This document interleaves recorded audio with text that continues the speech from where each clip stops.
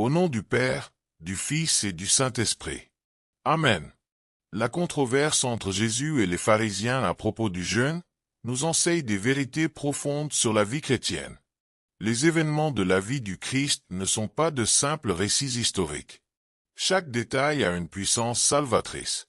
Dans l'Ancien Testament, le peuple jeûnait dans l'attente de l'époux. Mais avec la venue du Christ, l'époux est parmi nous. Le véritable jeûne de l'humanité était de vivre sans lui. Mais avec Jésus présent, notre âme peut enfin être rassasiée. Notre cœur a soif. Il a faim. Et cette faim est rassasiée dans l'Eucharistie.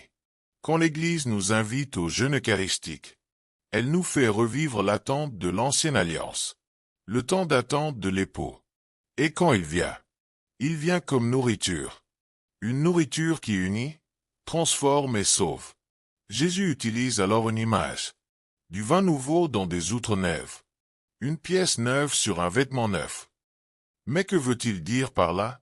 Saint Jean Chrysostome nous enseigne qu'à ce moment-là, les disciples étaient encore fragiles. Ils étaient comme de vieilles outres. Ils n'avaient pas encore reçu l'Esprit Saint. Ce n'est qu'avec l'Esprit Saint qu'ils seraient prêts à recevoir le vin nouveau de la croix, de l'amour véritable, de la pénitence vécue par amour. Pour être véritablement unis au Christ, il faut être transformé intérieurement. Il faut laisser l'Esprit Saint nous renouveler. C'est lui qui configure notre cœur à celui du Christ. La vie chrétienne est une union avec le Christ. Mais ce n'est pas une vie sans douleur.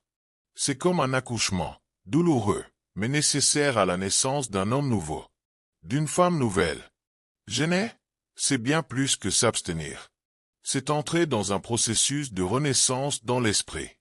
C'est abandonner l'égoïsme pour devenir de véritables amoureux du Christ.